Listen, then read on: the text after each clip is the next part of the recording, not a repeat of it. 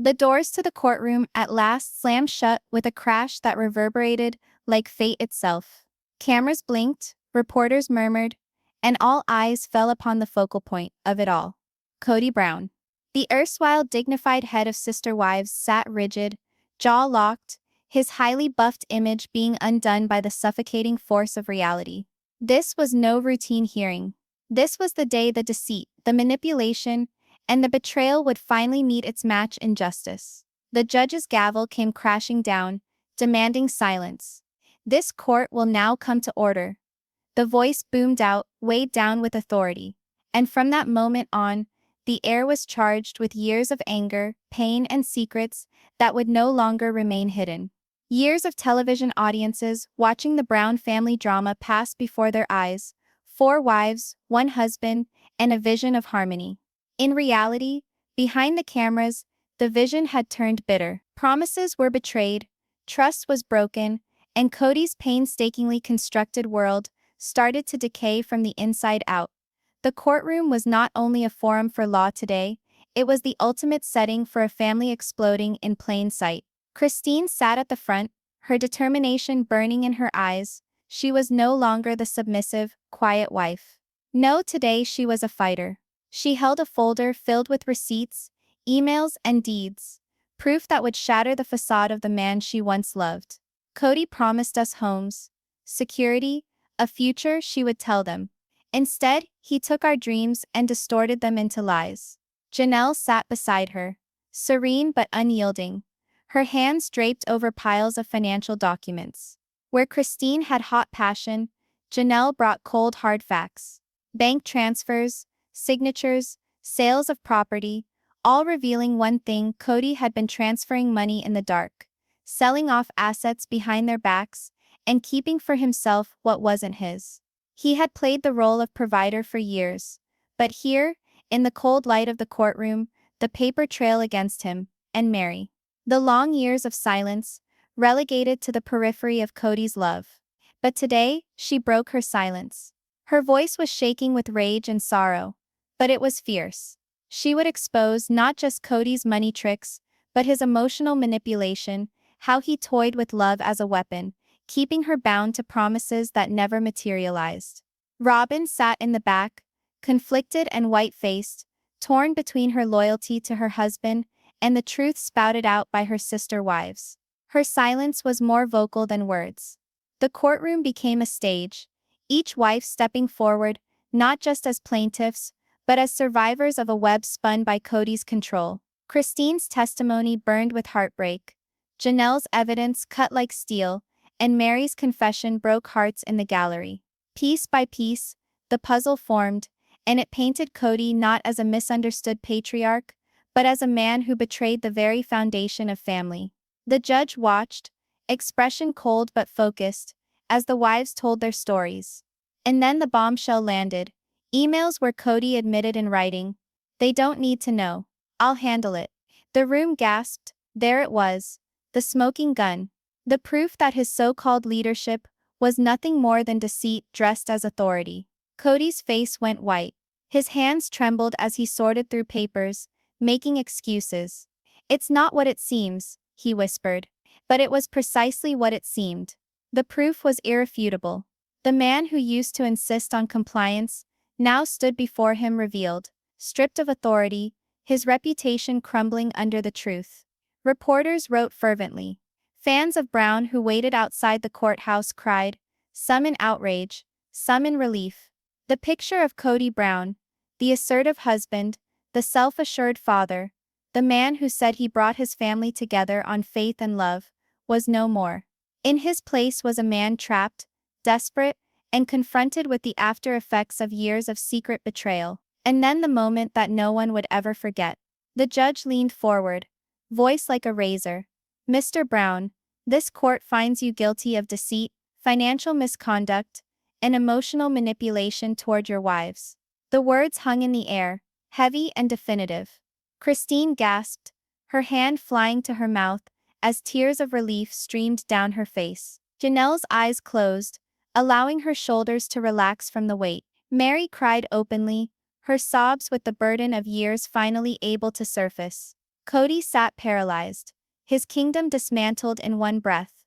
The man who had controlled it all, lost it all, not through violence, but through honesty. The judge's gavel came down a final time. Property deeds will be returned. Financial accounts will be audited. This court reminds you, Mr. Brown, that family is not a business, and trust is not a tool of control. Justice has been served. The wives hugged, no longer separated by jealousy and fear. They were not merely ex-wives. At that moment, they were survivors, standing together in triumph. The courtroom doors swung open, and a flurry of camera flashes lit up the historic moment. Cody Brown, bent head in defeat, stepped out not as a patriarch, but as a vanquished man, brought down by his own deception. The world observed in awe. People who previously argued about allegiances could now witness the reality revealed. Christine, Janelle, and Meri were no longer specters in Cody's narrative. Now they were the authors of their own justice. And as the sun went down on that day, the face of Cody Brown haunted the headlines. His name, once associated with polygamy and reality TV scandal, now bore a new meaning: deceit, downfall, and shame. The family that had captivated millions was no longer something to marvel at. It was a warning, because ultimately, the judge's ruling wasn't about money or property. It was about truth. It was about justice. And it was about 3 women who had finally decided that they would not remain silent anymore. This was the conclusion of Cody Brown's tale the way he wanted it to be told. But for Christine, Janelle, and Meri, it was merely the beginning of liberty. And that is how one family, once united by faith and love, disintegrated before the world, piece by agonizing piece, until all that was left was the truth. The doors to the courtroom creaked open, heavy wood protesting as if aware of the burden of what was to come. The benches were crowded, reporters scribbling notes, fans murmuring, cameras clicking every couple of seconds. Individuals didn't attend for a trial. Individuals attended for a spectacle. This wasn't some typical man seated at the defense table. This was Cody Brown, the man America believed it knew, the father of sister wives. But today, the glare wasn't flattering. It was mean. It was brutal. And it exposed every crack in the persona he had spent many years creating. The judge entered, robe billowing like a shadow. The gavel came down once. This court will now come to order. The echo was like a thunderclap in the marble room. Silence came, thick and oppressive. All eyes were on Cody, who sat stiff, his jaw clenched, his fists gripping the table. On the other side of the room, Christine, Janelle, and Meri sat side by side, not as wives but as warriors. Their faces were stern, their eyes fierce. For years these women had stood in silence, stood in betrayal, stood in pain that the cameras never reflected. But today, they stood ready. Today, they weren't victims. They were fighters. Christine's hand was on a thick stack of papers. Janelle drummed a pen, her calm covering the tempest to be released. And Meri, retiring Meri, so frequently relegated to the backwaters, sat motionless, eyes shining, body shaking, but determination unabated. The judge slanted forward. His voice cut through the tension. "Mr. Brown, there have been charges brought against you. Financial malfeasance, property deceit, and emotional manipulation. This court demands absolute truth. Do you comprehend?" Cody nodded rigidly. "Yes, Your Honor." His deep voice was a growl, but the apprehension beneath it was not to be overlooked. And then the bombshell, the opposing counsel stood up with calm authority, manila envelope in hand. He eased it across the smooth wood to the judge. The judge opened it with deliberate motions, withdrawing several stapled pages. He adjusted his spectacles, reading the text. His eyebrows creased, his lips compressed. The stillness in the room became oppressive. Reporters hunched forward, pens suspended. Christine's breath was caught in her throat. Janelle scowled. Even Meri, bracing herself for heartbreak, felt her heart beat faster. At last, the judge delivered his verdict. His words weighed years of suspicion, validated. "Mr. Brown, these records indicate property deeds all held in your name alone. Money transferred into accounts that your wives cannot access, and written communication, emails that clearly state your intention to keep such actions hidden. How do you account for this?" The courtroom exploded. Gasps, Murmurs, a tide of voices breaking over the quiet like thunder. The gallery hissed angrily. Reporters writing, cameras flashing over and over. Christine clutched the arm of her chair so hard her knuckles whitened. It's true? She breathed to herself. Janelle shut her eyes, not with shock, but with grim satisfaction, because at last, the truth was no longer suspicion. It was evidence. Cody's face went white, his mouth opened, but he could not speak. His eyes widened frantically, looking for an escape, looking for a rescuer. Robyn, sitting behind him, shifted in her seat, her face whitening, her allegiance strained. The judge's gaze pinned him. Respond to the question, Mr. Brown. Cody swallowed hard. Your Honor, it ain't what it appears to be. I's safe, guarding the interests of my family. They wouldn't be able to understand the subtleties. I had to make unpopular decisions. But his explanations rang hollow. The wives looked at each other, not in shock, but in validation. They had been muzzled for too long. They had been dismissed as imagining it, as not knowing anything about money, as Cody being the protector, the leader. But here it was in black and white, proof that he had cheated on them, not only emotionally, but legally, financially, irreversibly. Retention booster. But what followed would shred the last threads of Cody's defense and leave the courtroom speechless in shock. The lawyer stood up once more, this time with a printed email in hand. His tone was loud and clear. Dated 2 years ago, this email was written on Mr. Brown's account to a financial advisor. It says, and I quote, "They don't need to know, I'll handle it." The words hung in the air, poisonous and heavy. Christine gasped audibly. Janelle shook her head in disbelief, even though part of her had always known. Meri's lips quivered as tears welled in her eyes. The judge slammed the gavel. Order in the court. But the whispers wouldn't stop. The gallery buzzed like a hive, the energy uncontrollable. Cody tilted forward, desperation written across his features. Your Honor, I was quoted incorrectly, out of context. I never intended to lie to anyone. But his voice broke. The facade of confidence, the haughty patriarch's facade, was disintegrating rapidly. Women who had once gazed up at him as a leader now regarded him like an unfamiliar man. And for the first time in public, the great Cody Brown seemed helpless. Retention booster.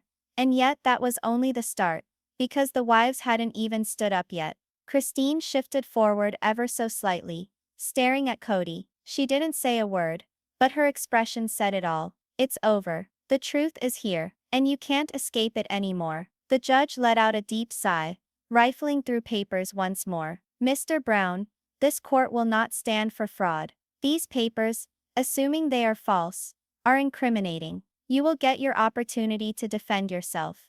But as of now, the evidence indicates misconduct. The words struck Cody like a sledgehammer. He leaned forward in his chair, his confidence deflating. Robyn reached out and touched his shoulder, but even her reassurance could not protect him from reality. At the same time, Christine's lips twitched into the smallest, bitter smile, not one of happiness, but of righteousness. All those years, she had borne the weight of uncertainty, the sting of deception, and finally the responsibility was being transferred, not to her, but to his shoulders. Janelle folded her arms across her chest, cocked a hip, and leaned back. Her face was serene, but her eyes flashed with a fire that hinted at more to come. And Meri, shaky, tearful Meri, brushed away the tears, but didn't avert her gaze. For once, she didn't look away. Retention booster.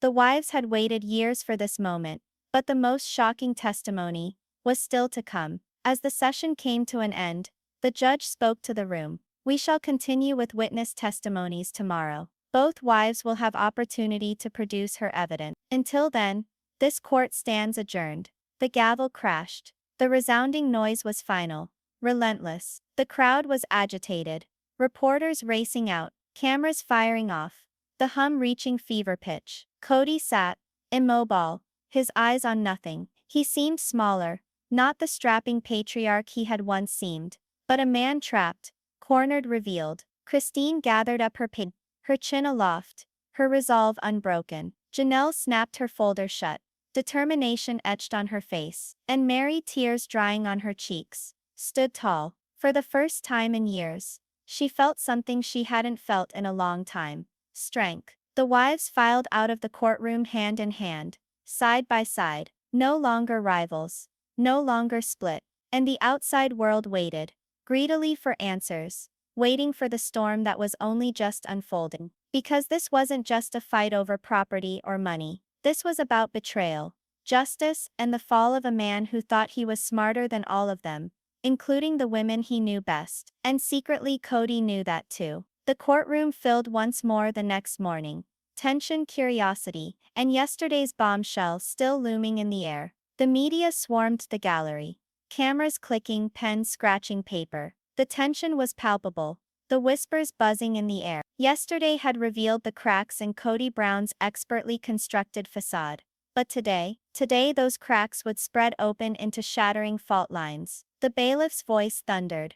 All rise. The judge appeared, grave as always, a scowl creasing his brow. The gavel came down once, and the background chatter ceased. This court is now in session.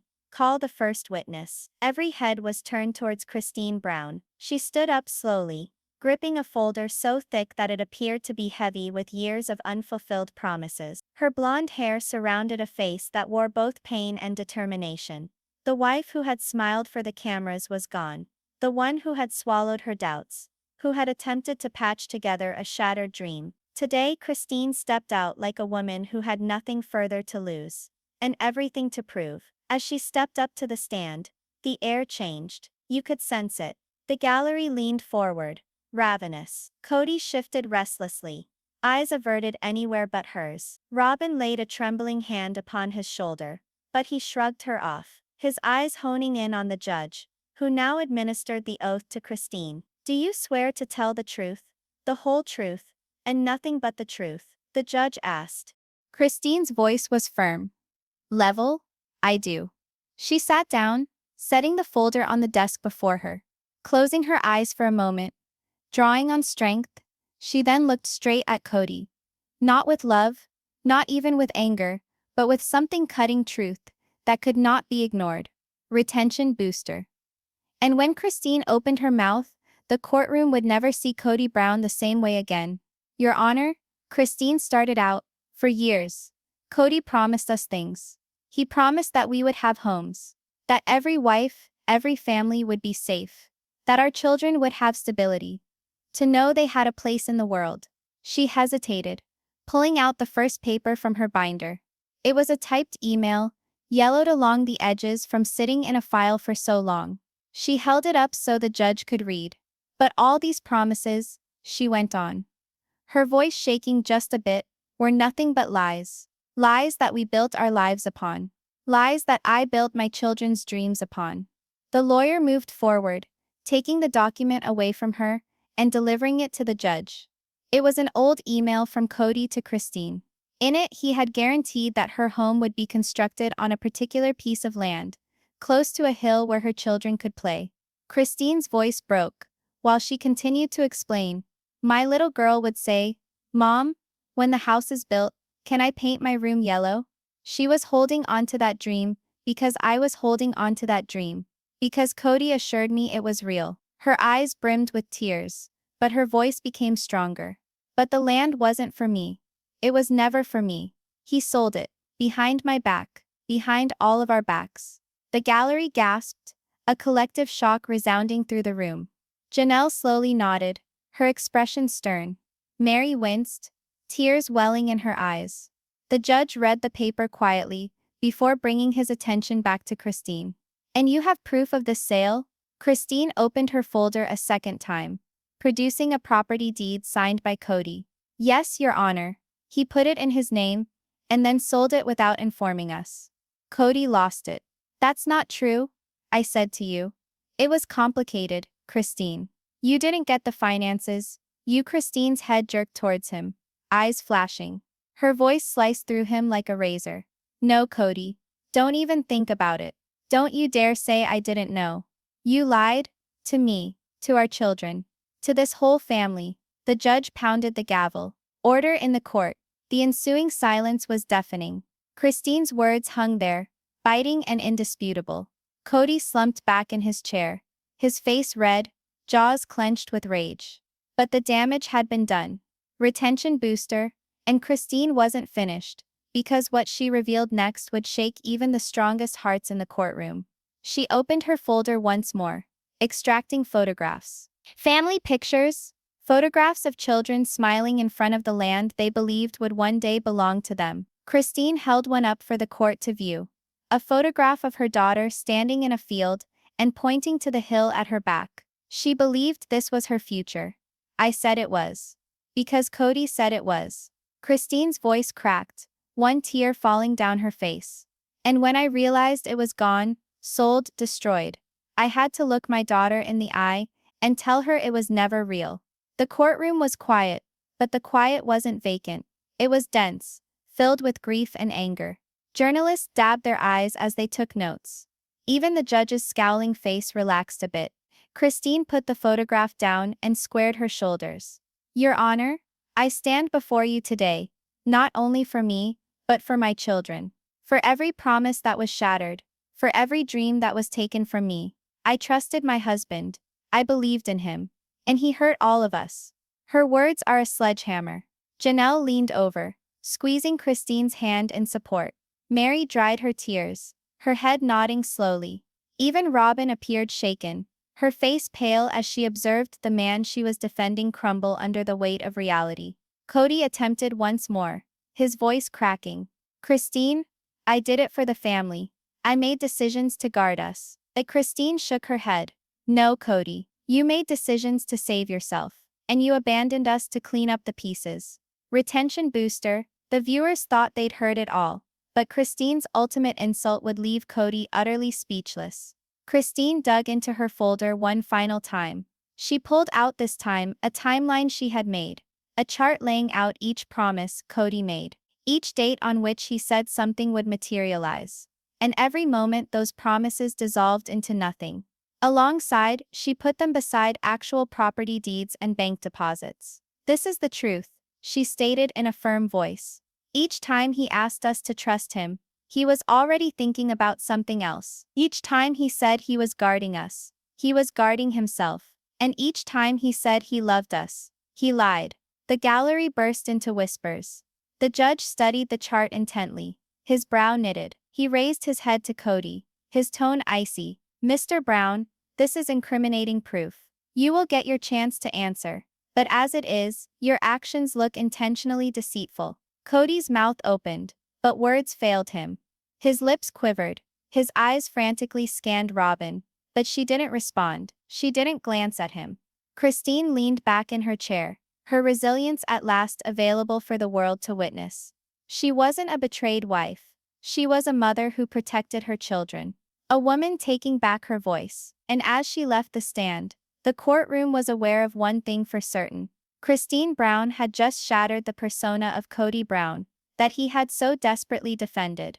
The courtroom hummed with soft murmurs as Christine exited the witness stand. Her testimony was raw, emotional, and heart-wrenching, and left most people in the gallery with tears in their eyes. But as dramatic as her story was, everyone was aware the storm wasn't yet over. If Christine brought the fire, then Janelle was going to bring the thunder. The bailiff pronounced her name. Mrs. Janelle Brown, please come up and testify. Janelle stood up, her steps purposeful, steady. She wasn't shaking like Christine, nor was she openly upset. No, Janelle moved with another sort of power, a silent strength that didn't emanate from tears, but from facts honed into truth. She had a fat binder crammed with papers, financial records, and spreadsheets. It wasn't evidence folder full. It was the history of Cody's infidelity chronicled in ink and numbers. Numbers don't lie. When she took her seat on the stand and was sworn in, the courtroom leaned in, eager to hear what this woman, the brains of the Browns, had to say. Retention booster, Christine had shaken hearts, but Janelle was about to shatter Cody's whole defense with cold, undeniable proof. The lawyer got up. Mrs. Brown, can you tell us about your involvement in the family finances? Janelle put on her reading glasses, opening the binder. Yes, for years I handled much of the family bookkeeping, bills, budgeting, expenses. It tended to be my job to monitor where the money was going. And what did you learn? Janelle inhales, voice serene, articulate, unshakable. I learned Cody was taking money behind our backs. Family funds were sucked dry without explanation. Loans were made without all of our signatures, and funds that were meant to take care of the wives and children were instead being put into personal investments we never saw or agreed to. She turned the binder around, showing the first page, a spreadsheet with highlighted bank transfers. These are family account withdrawals, she explained.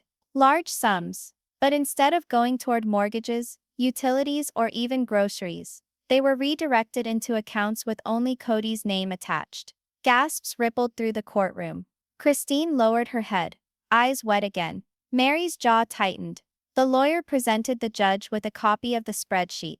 And how do you know these accounts were only Mr. Brown's? Janelle indicated the names on the papers. Because there's his signature, his writing, his okay.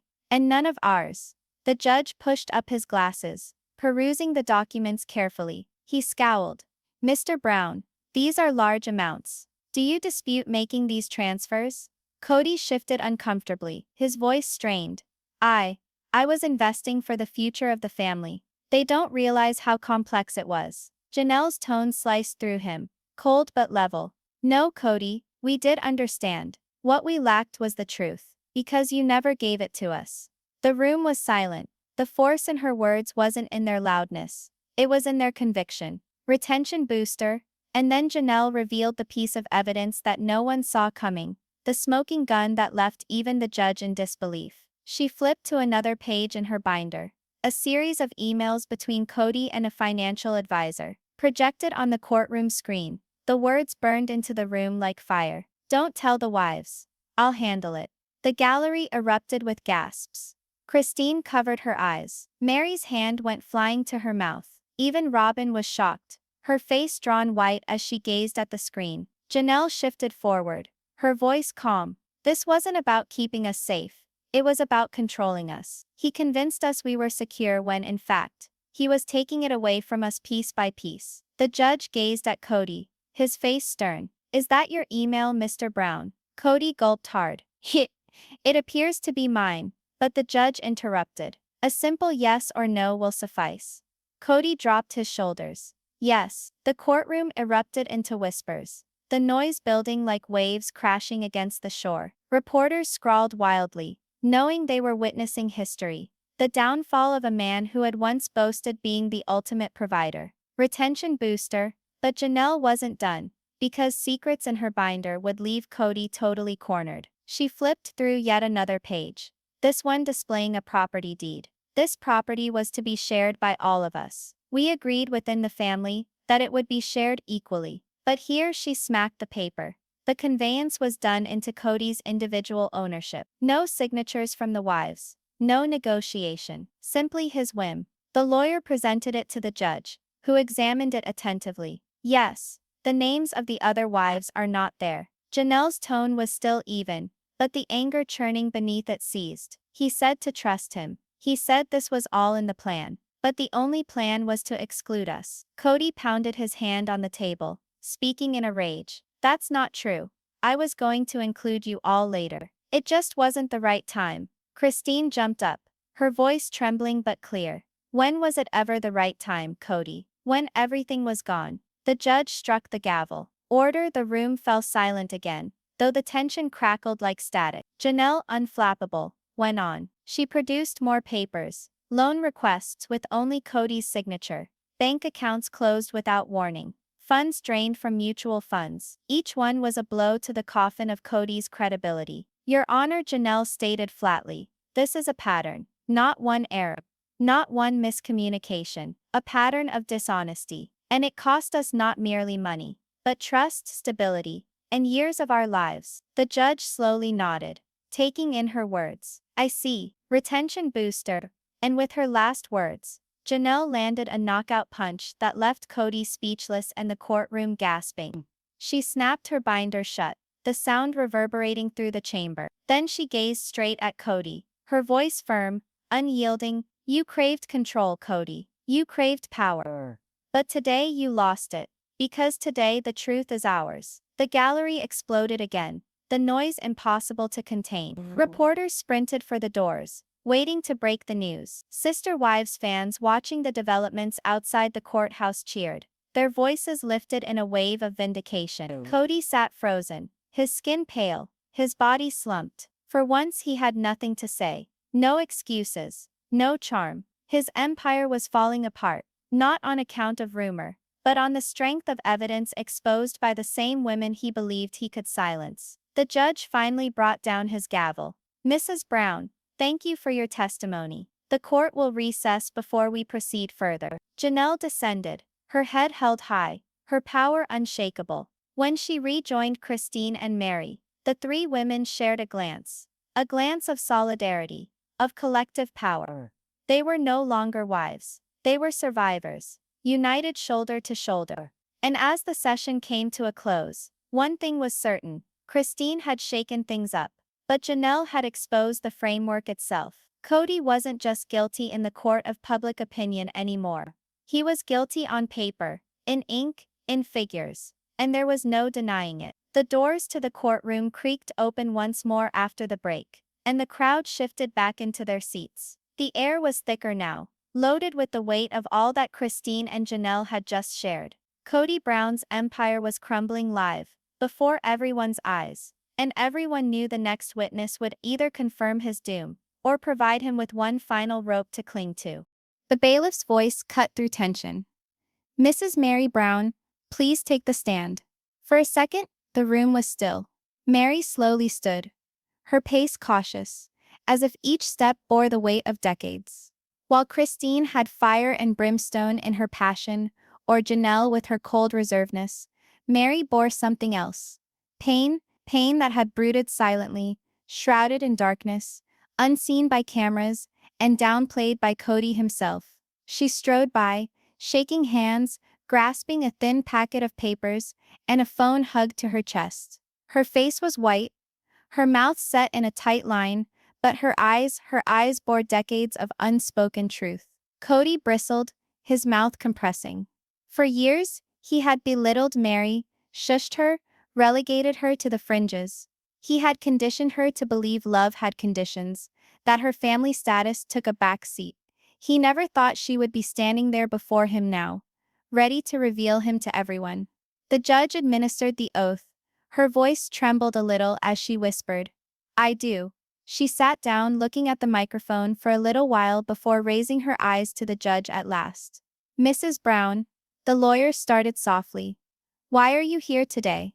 Meri's lower lip trembled as she searched for words. When she finally spoke, her voice was dainty, but each word was stinging enough to cut through the silence.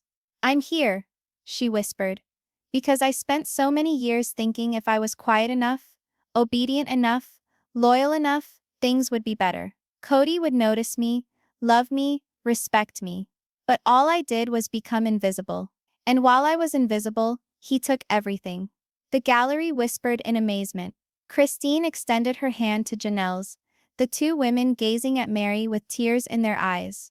Even Robyn, who was in the back, shifted in her seat. Retention booster, and with that one sentence, Meri broke open the wall of silence she had lived behind for years. The attorney nodded. "Can you tell us more about what you mean, Mrs. Brown?" Meri drew in a tremulous breath and pulled out the first document. It was a printed text message exchange between her and Cody. From years ago, she handed it to the attorney, who set it in front of the judge. "In this text," she said, her voice trembling, "I asked him if we could discuss our future, our house he had promised me. And his answer was," she broke down in tears. "His answer was, 'Meri, there is no us. Stop holding on.'" Gasps echoed in the room. Christine covered her mouth in a state of shock, despite always knowing the truth. Janelle slowly shook her head, anger flashing before her eyes. Meri scrubbed at her tears, but went on. "That was when I understood it wasn't about love. It was about control. He needed me to stay, not because he loved me, but because I was convenient to his image, convenient to his narrative." The judge leaned forward, his tone mild but inquiring. "And what are you saying by that, Mrs. Brown?" Meri picked up her phone, unlocking it with shaking fingers. On the screen, she scrolled until she read the message she had saved. A message she had brooded over for years. She handed it over to the attorney, who projected it onto the courtroom screen. It was a message from Cody to her, blunt and harsh. If you go, you destroy everything. You destroy the family. You destroy the show. Remain in line, Meri. Don't make me wish I hadn't let you remain. The gallery gasped for a second time, more loudly this time. The words were written here in black and white. Evidence not of love, but of control. Retention booster, and in that moment, the world finally saw what Meri had suffered in silence for far too long. Meri's voice became stronger, although her tears fell freely. For years I remained because I believed it was my fault. I believed if I tried harder he would care. But the reality is, he never wanted me. He desired control. And when he kept me in limbo, he was selling land, concealing money and breaking the trust we had established. She took out another piece of paper. A bank statement this time. This account was for paying for my house. But instead, the funds vanished. And when I questioned him about it, he said that I was selfish for even inquiring. Her words broke like thunder across the room. Christine shook her head, muttering to herself, I knew it. I knew it. Janelle grasped Meri's hand, her face etched with solidarity. Cody pounded his fist on the table. This is absurd. You're taking everything out of context. Meri, you were miserable because of you, not me. But Meri didn't wince. This time, she faced him, eyes blazing. No, Cody, I was miserable because of you. Because you made me feel like I wasn't important. And I remained in that misery because you made me think that it was the only option I had. The judge banged the gavel. Order in the court. The gallery fell silent, but the atmosphere was charged. It was all out there to be seen now. The cracks in Cody's facade growing wider, his defenses weakening. Retention booster, and then Meri served up the moment that left even the judge visibly shaken. She grabbed one last piece of evidence. A piece of paper with handwriting. Her hands shook as she raised it. That was a letter. Cody wrote me. He placed it on my pillow years ago. I thought initially that it was an apology. But upon reading it, I saw that it wasn't an apology at all. It was a warning. The lawyer handed it to the judge, who read it hastily. The words sent a shiver down his spine. Meri, stop pushing, stop asking, stop dreaming. You will get what I decide. When I decide, not before. The judge's eyes contracted. His jaw clenched. He put down the paper. His face stern. Meri stared at him now, her voice cracking but firm. Your Honor, I stand before you today because I want the truth out there. I was silenced too long, manipulated too long, lied to too long. I don't care about money. I don't care about revenge. I just want the truth on the record. That this man didn't just betray us financially. He destroyed us emotionally, and he used love as a weapon. The courtroom erupted in whispers, people visibly shaken. Reporters' pens flew across pages, documenting every word. Cameras clicked, capturing Meri's tear-streaked face. Cody sat frozen, pale, his mouth opening and closing, but no words coming out. For once, the man who always had an answer, always had control, was speechless. Retention booster, and in that silence, Meri found her power, something Cody never thought she would reclaim. The judge hunched forward, his words stern. Mrs. Brown, I want to thank you for your bravery. This evidence, and what we've already witnessed, is a disturbing picture, indeed. Meri brushed her tears, her head nodding slowly. Stepping down, Christine and Janelle both rose to hug her. For the first time in years, the three women stood together, not as competitors, not as shattered wives, but as survivors, who stood united. And the gallery could feel it. This wasn't just testimony. This was liberation. Cody sat slumped in his chair, his empire falling apart piece by piece, wife by wife. He had underestimated them. He had thought silence meant weakness. But today Meri's voice proved that silence, when broken, could be the loudest weapon of all. The courtroom was so silent, it felt like the air itself was holding its breath. Christine's fiery testimony had scorched the room. Janelle's evidence had left no cracks for escape. And Meri's raw, heart-shattering words had stripped away the last remnants of illusion. Now, everyone looked to a single figure, the judge. His robe dangled heavy, his face inscrutable, yet the gravity of his decision weighed heavily upon all in the chamber. Kody Brown sat rigid in his chair, pale and shaken, sweat beading on his forehead. His fists gripped the table so hard, his knuckles grew white. He looked once at Robyn, the one wife remaining beside him, but she too sat immobile, her eyes cast down, her allegiance in the balance. Nearby, Christine, Janelle and Meri sat together, in solidarity, their hands touching in support. They had told their truth. Now, they looked to justice to tell theirs. The judge cleared his throat. The clearing resounded in the silence. He picked up the pile of papers, the evidence, the testimony, the written testimony of years of lies. He placed them solidly on the bench and gazed out over the courtroom. Mr. Brown, the judge started, his tone slow and measured. This court has heard your wives testify. We have heard evidence of real estate transfers, bank withdrawals, emails, and written correspondence. All evidence of a pattern of lies, manipulation, and selfishness.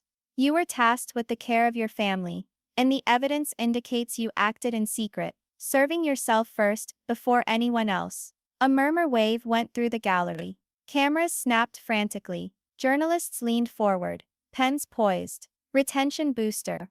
Everyone expected the judge to quit there, but what he then stated left the whole courtroom in awe. The judge adjusted his spectacles, his tone sharpening. This court does not take lightly the betrayal of trust, particularly when that trust entails not just finances, but the emotional well-being of an entire family unit. You, Mr. Brown, used your authority as a weapon, and in doing so you shattered the very foundation you professed to support. Christine's chin was shaking, but she kept her head up high. Janelle's lips were set in a firm line, her eyes shining with tears. Meri was grasping the edge of the bench, gasping for air. The judge hesitated, then spoke the words that would make everything different. This court holds Mr. Kody Brown accountable for financial misconduct, intentional deception, and emotional manipulation. The property deeds in dispute will be equally redistributed amongst the wives. All the financial accounts shall be audited comprehensively, and with immediate effect, Mr. Brown is prohibited from taking autonomous financial decisions on behalf of the family. The courtroom gasped. A wave of shock and relief swept the room. Christine's hand darted to her mouth, tears running down her face. Janelle breathed out a sigh she appeared to have been holding for decades. Meri dissolved into wails, covering her face with her hands, finally unloading decades of agony. And Cody fell back in his chair, his face white, his body tense. The words slammed into him like a sledgehammer. His empire, his authority, was lost. Retention booster. And just when everybody believed it was finally over, the judge issued a warning that stung harder than the verdict itself. The judge hunched forward, his eyes burning into Cody. Mr. Brown, family is not a business venture. Wives are not property. Children are not pawns. You came before this court with claims of leadership, but leadership without integrity is nothing more than domination. And domination without love is nothing. The words were left suspended in the air like a coffin nail. The room exploded in gasps, some of them nodding in assent, others shaking their heads in disbelief. Cody gritted his teeth, his voice dry as he finally managed to mutter, "You don't understand. They turned against me. I did everything for them." But the judge banged the gavel.